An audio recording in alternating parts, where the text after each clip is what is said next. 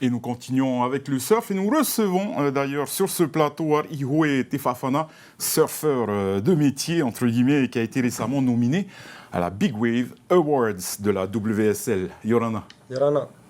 Alors Ihoué, vous avez été 7 Haïtiens à avoir été nominés donc à ce grand prix. Qui sont tous ces 7 surfeurs? Alors, on a été 7 Haïtiens à être nominés pour ça. Et donc, on a 3 David, on a VTA, son fils Neino et le cousin Tereva.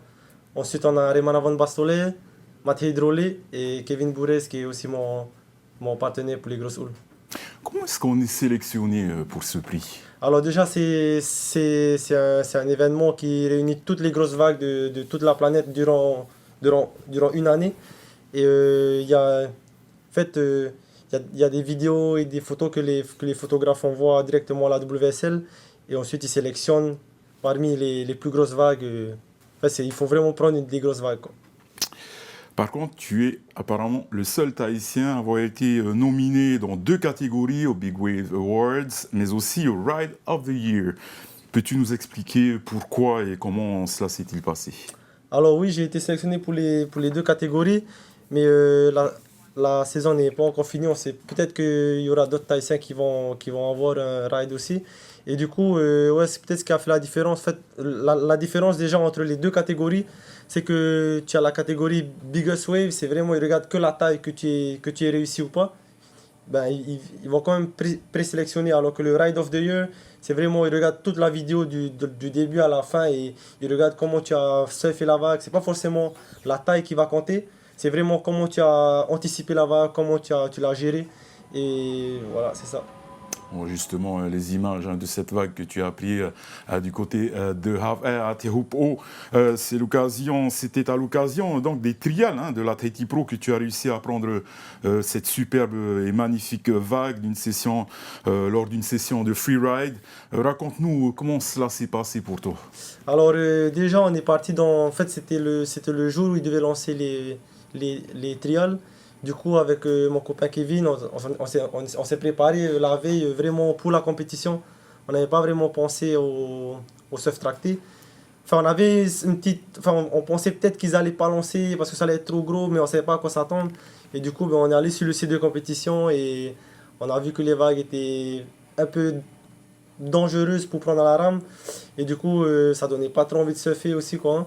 Et du coup, comme mon copain Kevin, il était dans la première série, on a décidé de ne pas prendre le lycra, de ne pas sauter à l'eau, quoi, et de prendre la corde et aller tirer sur des grosses vagues pour aussi ne pas gaspiller les grosses vagues qui vont arriver. Parce que c'est impossible de prendre ce genre de vagues à la rame. Et du coup, voilà, c'était une bonne idée vu qu'on a 7 Tahitiens et limite les 7 vagues, c'est le jour des. Enfin, c'était ce jour-là. C'était exactement ce jour-là. Ouais.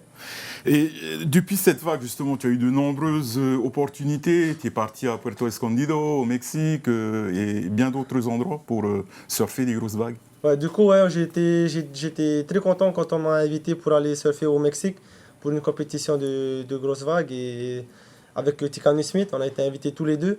Et puis, ouais, j'ai aussi gagné. En fait, après la vague, l'objectif c'était vraiment les XXL Big Wave Awards. Et déjà là, c'est un pas de réaliser. Et ouais, voilà, j'ai aussi gagné en visibilité surtout. Du coup, c'est très dur dans le monde du surf de se faire remarquer.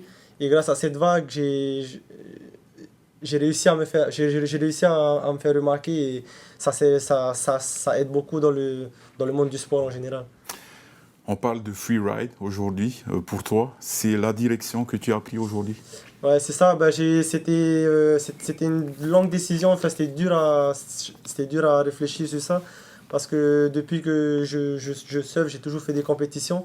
J'ai beaucoup voyagé dans le monde et tout. Et il y a eu un moment où, je sais pas, je prenais plus plaisir en fait à faire des compétitions. Et, mais je peux pas vivre sans le surf. Et du coup, ben, on réalise pas forcément qu'ici à Tahiti ou en Polynésie, on a les plus belles vagues du monde. Et pour moi, c'était essentiel d'aller chercher, enfin, de m'amuser avec ce qu'on a. Et du coup, c'est là où l'idée elle est venue. Et j'ai aussi décidé de reprendre l'école parce que j'avais arrêté en deuxième année de ma licence. Et là, en tant que free surfer, j'ai plus de temps à faire l'école et le surf L'école et le aussi. Et surf, du coup, ça me va, je m'amuse vraiment. Merci beaucoup, Arihoué. Un Yes. grand fight pour la Malheureux. suite et merci surtout d'être venu sur ce plateau.